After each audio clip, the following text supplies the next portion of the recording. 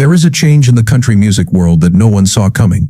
Vince Gill, one of the most recognized and loved artists in his genre, has released a letter that has left fans shocked, emotional, and asking questions. This comes after decades of heartfelt performances, #1 hits and standing ovations. People are calling it his last letter. The tone of the message is calm and sincere, but the consequences are much worse than anyone thought. There's more to this than a thank you note or a normal retirement statement. Reading it makes me think of something deeper and more important. Now both loyal fans and people who work in the music business are scrambling to figure out what he really meant. Why now? Why this tone? What makes this letter feel more like a goodbye than just a break? Some people think there's more to the story than what's being said.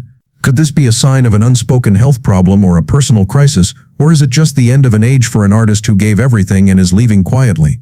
There is one thing that is certain. People are talking about Vince Gill's emotional message, which is making people angry and changing how fans think about his legacy. Mountain Smoke to 5-time CMA male singer. Vince Gill has had an amazing journey through the world of music. The story of his life is one of quiet strength, unwavering commitment, and deep-seated ability. Vince Grant Gill was born in Norman, Oklahoma on April 12, 19. His early life set him on a remarkable path in singing. Since the start, Vince had a natural link to music. It was clear that he loved what he did, whether he was singing or playing an instrument. Gill grew up in Oklahoma, a state with a rich singing history. His values of honesty and integrity would stay with him forever. At some point in the 1970s, Vince started playing with bluegrass bands in Oklahoma. He became deeply involved with the casual culture of the style and grew to love its pure acoustic sound. He quickly joined Mountain Smoke, a bluegrass band that is known for their exciting shows and large fan base in the area. These years were not just an internship, they helped Gill become a real musician and performer. His confidence grew as well as his skills as a singer and guitarist. At that point, it was already clear that Vince Gill was meant for more than just the local tour. Vince made a big move in his career when he joined the country rock band Pure Prairie League in 1979. As the lead singer and guitarist for the band, he gave their sound a new emotional quality. His voice, which had been honed by years of bluegrass, gave the band's recordings more warmth and depth. Let Me Love You Tonight, their hit song, became a big hit and gave Vince his first taste of national fame. During this time, things changed. It put him in front of bigger crowds and taught him how hard travel can be. Most importantly, it showed that he could do well in a more commercial setting without losing his musical integrity. Even though they were successful, Vince wanted to go solo because he felt called to do so. He was brave enough to leave Pure Prairie League in 1983 and move to Nashville, Tennessee, which is known as the heart of country music. He signed with RCA Records there and started his slow and sometimes hard climb as a solo act. Some people heard his early solo records, but they weren't the big hits he was hoping for. Vince stayed patient though. He worked hard to make songs that were honest, emotional, and true to who he was. He didn't follow trends. Instead, he believed in his own voice. That would make all the difference in the end. When I Call Your Name came out in 1989, it changed everything. The record was a big step forward, a moving ballad about loss and longing. The title track was a huge hit. More importantly, it showed off all of Vince's skills, not just as a singer, but also as a speaker. The song helped him become one of the most important sounds in country music and won him a Grammy. Vince Gill was no longer a bright artist on the rise all of a sudden. He was famous. People in the business world and his fans took notice. Many of them would stay loyal to him for decades. The 1990s were Vince Gill's best years, with a string of records that did well with both critics and fans. He was at the top of his game. Not only did albums like Pocket Full of Gold, I Still Believe in You, and High Lonesome Sound do well, they were also very personal. Vince could write songs that were deeply moving and honest about real life. His music wasn't flashy or loud, but it hit deep because it sounded like it was made by real people. His voice was different from his peers because it was emotionally honest, whether he was singing about love, loss, regret, or forgiveness. His music had a smooth sound, his words were deep, and he always gave great performances. Many artists change who they are to stay popular, but Vince stayed true to himself. His trademark was that he was real. He wasn't after fame. It was clear that he was leaving a legacy. He won the Country Music Association's Male Singer of the Year award 5 years in a row, from 1993 to 1995, an amazing accomplishment that showed how much respect he had in the business. His colleagues not only praised his skills, but also how kind and humble he was. Many people in Nashville thought he was one of the nicest men there. During this time, Vince Gill also became famous for how well he could play music. A lot of people loved the way he sang, but people in the music business also knew that he was a great musician. He had unmatched technical skill, and he played lead guitar on many of his own songs, which is not common for country singers. He added more feeling to his songs with his playing, whether it was a soft acoustic solo or a soaring electric riff. He really was an artist in every way. People really felt something when they heard his songs. Songs like Look at Us, When I Call Your Name, and I Still Believe in You became classics, not just on the radio but also at weddings, funerals, and many other personal events. Vince had a strange knack for saying what people felt but sometimes couldn't, because he could connect with people on an emotional level and make great music. He was a unique figure in the genre. Everyone was moved by him, and he never raised his voice. He wasn't in need of acting. He told the truth. He became more powerful as his name grew, not only because of how successful he was, but also because of how he carried himself. He helped a lot of people and was always there at award shows, benefit events, and group projects. The attention never seemed to change him. Vince Gill always seemed calm and sure of himself, as if he had done everything the right way for years. During the decade, Vince kept putting out records that explored different parts of his sound, often combining gospel, bluegrass, and rock styles. No one could put a box around him. Vince was a great example of what deep, thoughtful, and lasting country music could be like at a time when the business was becoming more commercialized. Because he was flexible, he was able to work with artists from different styles. He never lost his own style, though. Vince always sang every song with the same passion, whether he was by himself or with other people. By the late 1990s, it was clear that Vince Gill had won more than just praise and awards. He had earned real respect. He had created a place that was uniquely his own, and based on honesty and kindness. Many people were moved by his singing, his lyrics, and his personality, and his friends who had been with him from the beginning were very happy about his success. It felt like it was deserved. A lot of years of quiet hard work and faith in the power of music had gone into every song, act, and moment on stage. His brave stand against bro culture and the dirty politics that were going on behind the scenes. Vince Gill's journey was far from over, even after he won awards, had records that topped the charts, and earned the respect of millions of people. As the years went by and country music changed, Gill stayed involved, both as a singer and as a strong voice for the true artistic integrity of the genre. Newer music styles took over the radio, especially in the 2010s. One of the most noticeable changes in country music was the rise of bro country. This subgenre, which was made famous by younger artists, was mostly about party songs, trucks, relationships fueled by alcohol, and happy surface-level themes. This trend was a big change for longtime listeners and artists who were influenced by the deep emotional stories that marked older generations. Vince Gill, who is known for writing honest and thoughtful songs, didn't keep quiet about this news. Gill was open about his worries about the way mainstream country music was going, but he never said anything mean or hostile. He talked about how some modern songs don't have much depth and how the rich history of storytelling in the genre was starting to fade in favor of commercial formulas and catchy, repetitive lyrics that were more appealing to computers than to people. He didn't look down on younger artists. Instead, he felt a need to guard a genre that he had really devoted his life to. He thought that songs should be more than just dance music. They should speak to the human situation, like Merle Haggard, George Jones, and even Gill himself used to do. Many Gill's longtime fans praised him for sticking up for substance over style, but some, especially among his newer fans, thought what he said was out of date or rude.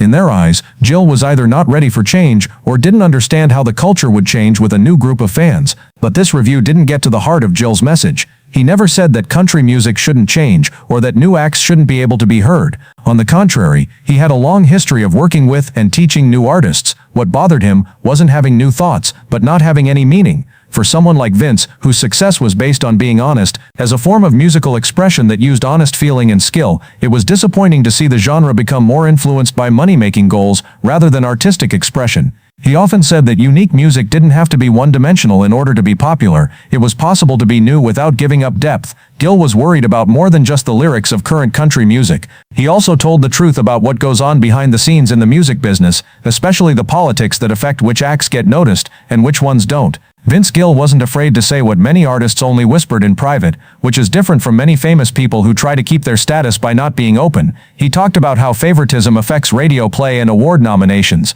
He said that talented people who don't fit a certain mold or aren't backed by big labels are sometimes ignored, even though they deserve to be.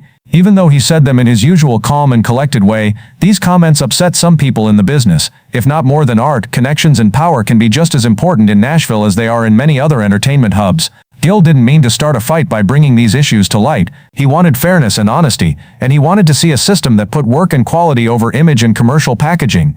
Gill's honesty was both rare and needed in the carefully controlled world of modern country music. Many artists play it safe for fear of losing radio play or fan approval. He made it clear that the way the business is set up now often puts too much emphasis on conformity and not enough on different sounds and points of view. He was sad that artists whose styles didn't fit with the mainstream were losing chances.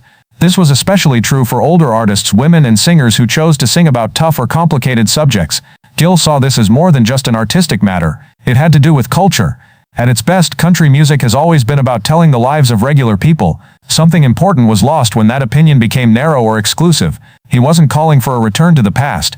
Instead, he was calling for a more open and thoughtful future, where tradition and growth could live together. Being so honest didn't always get people what they wanted, though. Many fans and fellow musicians liked that he was ready to be honest, but some people in the business didn't want these conversations to be made public. But Gill was never interested in debate. He spoke from the heart because he had always believed that music could heal, inspire, and push people. He didn't say he knew everything, but he made sure he asked the right ones. The most important thing he did was set a good example. Even though he didn't like some parts of the genre, he kept making music that had the qualities he fought for: emotional depth, well-written lyrics, and great music. He showed that it was still possible to make art that had value in a world where trends and marketing strategies were becoming more and more important. Vince Gill's painful split up in 1997. Vince Gill stayed true to the values that had made him one of the most respected voices in country music, defended the genre's authenticity, and spoke out against industry favoritism. At the same time, his personal life was going through big emotional changes that would surprise people in unexpected ways. Gill finally got divorced from Janice Oliver in 1997. Janice was also a country singer and one half of the duo Sweethearts of the Rodeo. Since they got married in 1980, almost 20 years had passed. They had a daughter named Jenny and a love of music together. The breakup wasn't called scandalous, and it didn't make the kind of big news that usually comes with high-profile splits. But because of Gill's fame in the business and the highly emotional tone that often ran through his music, fans and the media were naturally interested in how his long-term marriage was falling apart.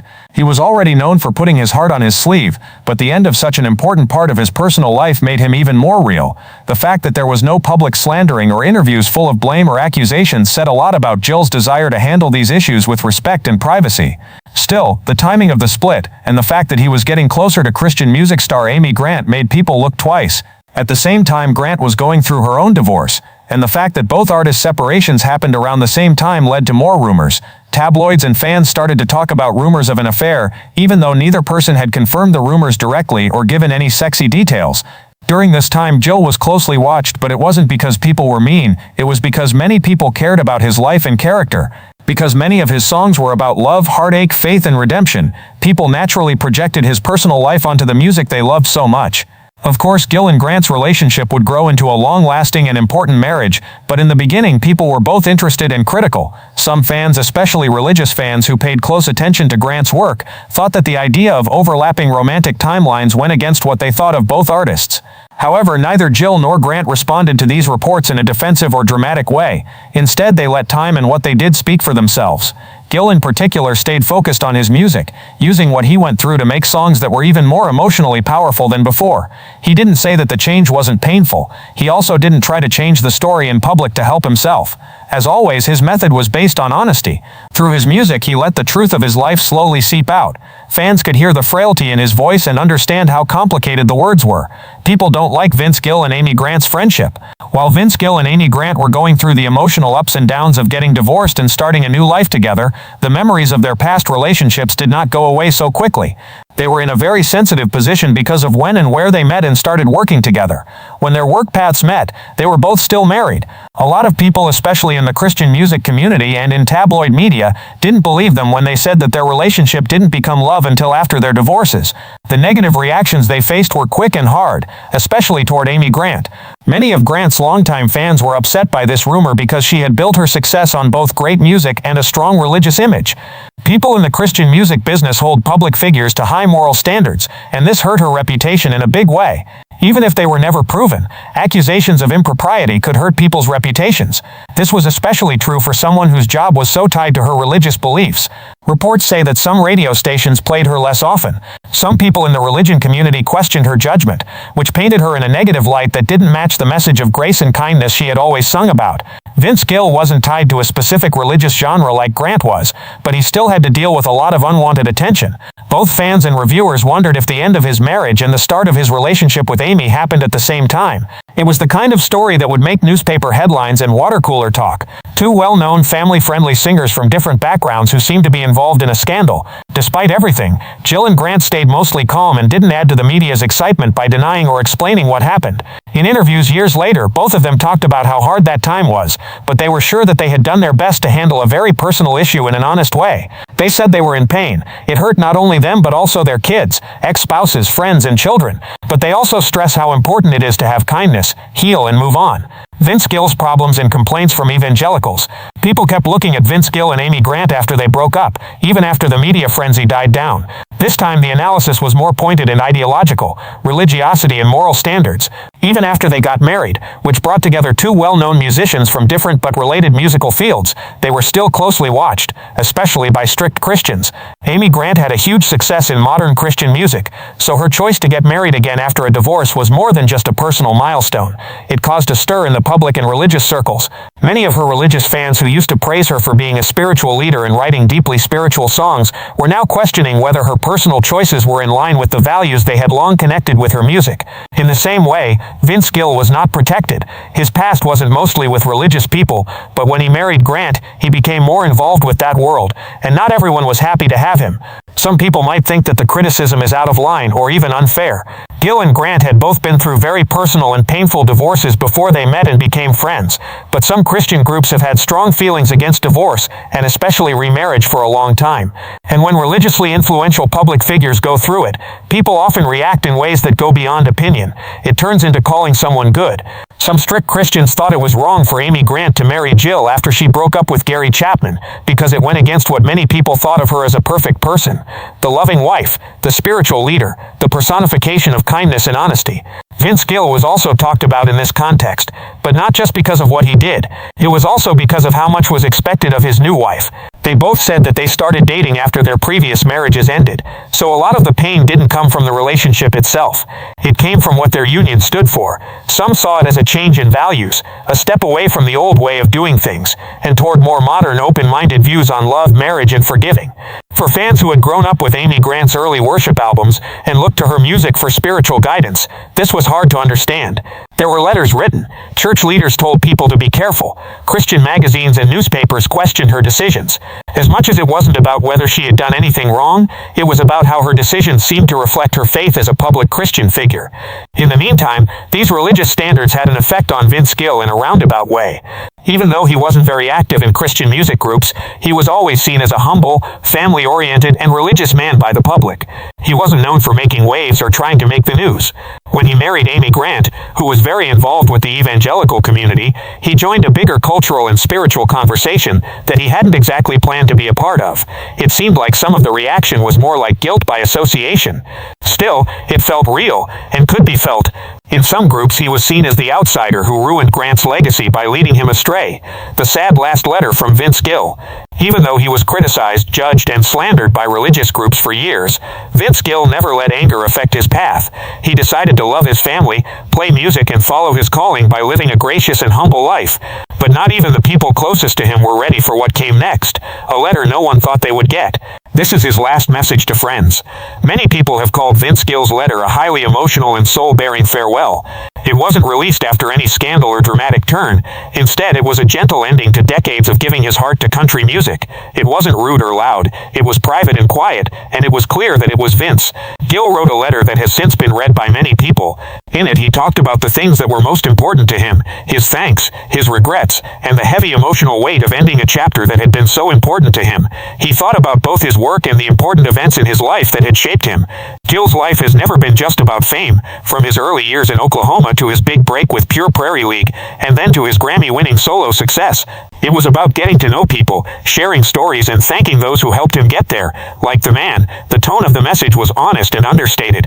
He told his fans how grateful he was that they believed in him, even when he didn't. He remembered times when their support got him through tough times in his life, like a divorce, criticism, and the complicated feelings that come with loving someone like Amy Grant, who is so well known and loved by everyone.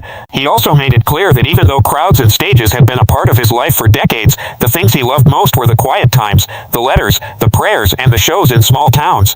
In a moving part of the letter, Gill talked about how music gave him a home when he felt the most lost. He wrote, "You all gave me a place to belong. In the noise, you gave me silence. In the chaos, you gave me purpose.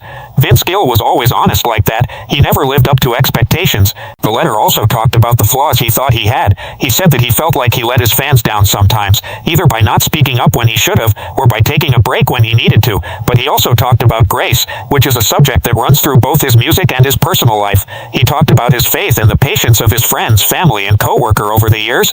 Grace saved me, he said. He said a few words about how fame hurt, especially when it came with loss and attention. He didn't name names or repeat old news stories, but every word carried the weight of years of experience. Still, there was no anger. Instead, there was a call to understand that public lives have private costs, no matter how beautiful they seem.